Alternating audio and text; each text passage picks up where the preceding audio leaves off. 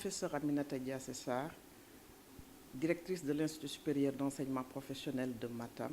Je suis professeure de chimie inorganique. Je commencerai d'abord par magnifier le choix du thème qui est assez pertinent dans le cadre de la célébration de la journée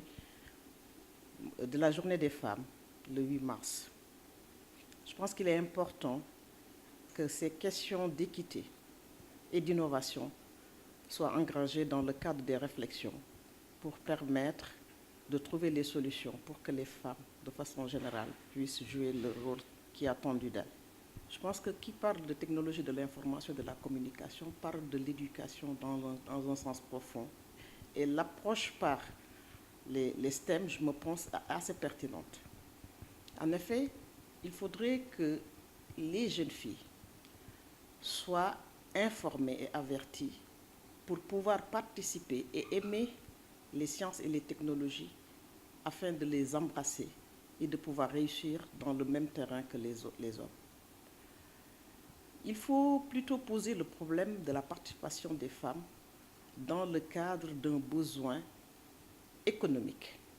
Je pense qu'on ne peut pas laisser en rade plus de 52% de la population qui ne sont pas pris en compte dans le cadre de la formation et de l'acquisition des compétences et penser pouvoir aller de l'avant dans le cadre du développement.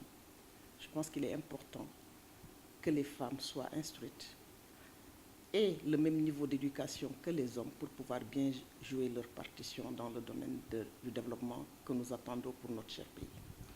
Alors, à chaque fois qu'on me pose cette question, j'ai une difficulté pour répondre pour deux choses. Je pense que l'environnement est très important pour pouvoir embrasser une carrière, mais je pense aussi que la volonté de vouloir faire cette carrière est plus importante et primordiale dans le cadre du choix. Je pense, à chaque fois que je dis, il ne faut pas qu'on pousse les gens à faire ce qu'ils n'aiment pas faire. Mais il faudrait aussi qu'on montre à tout un chacun l'opportunité et la possibilité que cette personne a de pouvoir embrasser une carrière.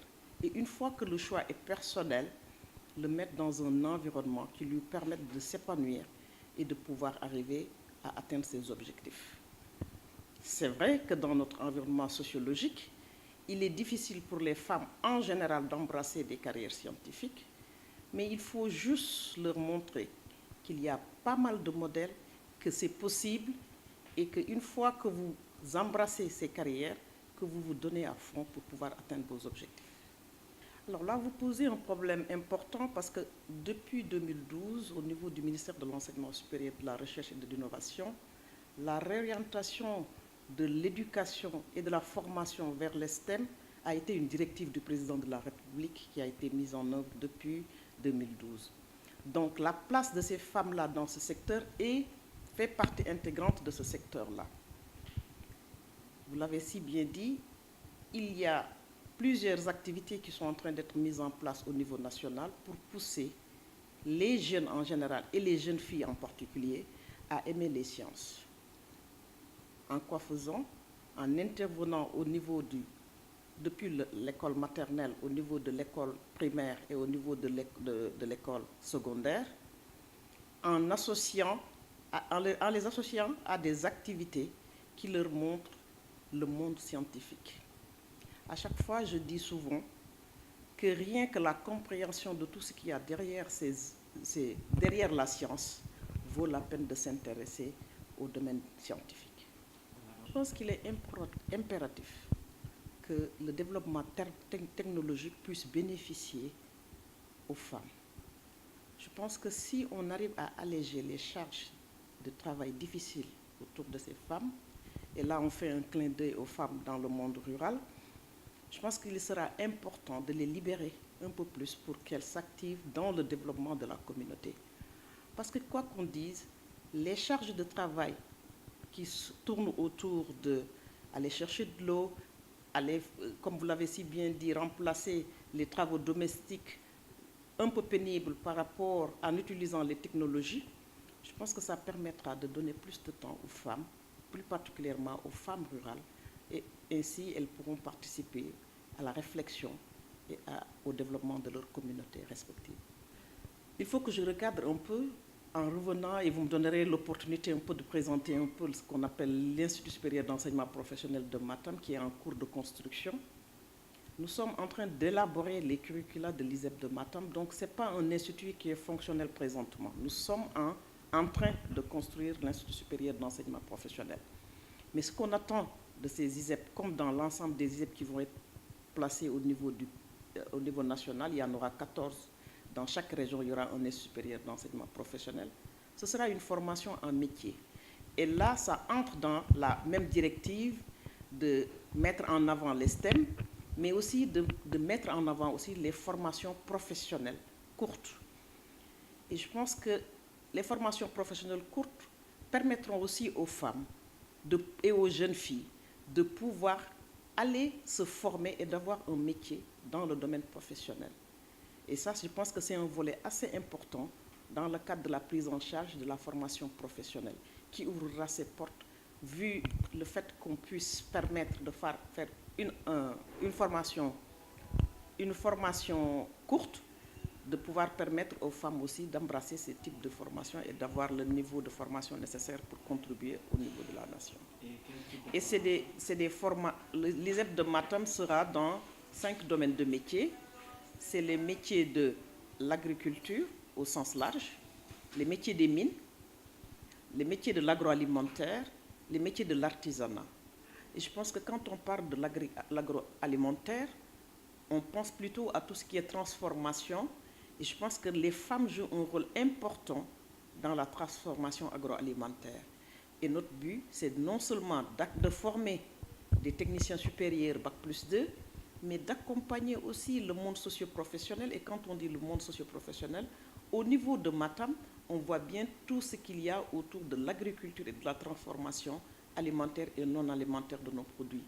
Et toutes les opportunités qu'il y a autour des métiers des mines nous permettra de tirer la région de Matam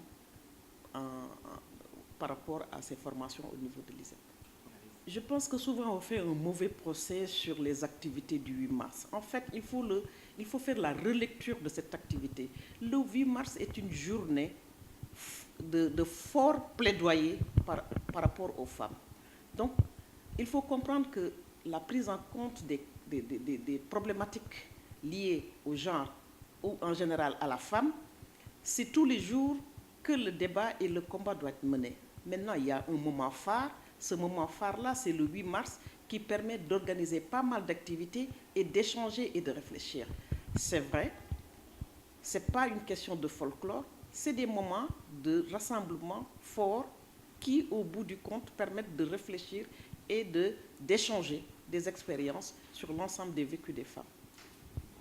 Je dirais aux jeunes filles que pour participer au concert des décisions, il faut d'abord être bien formé. Donc la question des femmes est relative à une question de formation. Si on arrive à former, à éduquer les filles, je pense qu'il arrivera un moment où cette question sera derrière nous. C'est mon souhait le plus ardent. En effet, on ne peut pas laisser, quand on prend un pourcentage d'analphabétisation, on compare le pourcentage de femmes analphabètes par rapport au pourcentage d'hommes analphabètes, c'est le défi de la formation qu'il faudra gagner. Il faut gagner le défi de la formation. En quoi faisant? Les jeunes filles doivent se dire qu'elles ont les mêmes capacités pour apprendre de façon générale et plus particulièrement les sciences et les technologies pour pouvoir participer au concert des décisions au niveau de notre pays et au niveau mondial de façon globale. Je dirais tout simplement aux parents, éduquer un garçon, un jeune garçon, c'est bien, parce qu'on va formater un homme de valeur. Mais de bien se rendre compte que éduquer une fille, qui est synonyme d'éduquer toute une famille, est encore mieux. Donnons les compétences et les capacités à nos filles et le reste.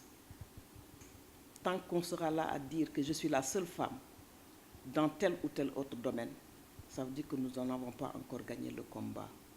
Avec beaucoup de générosité et de partage, je pense que nous pourrons tirer l'ensemble des filles et des femmes pour contribuer à la construction de notre pays.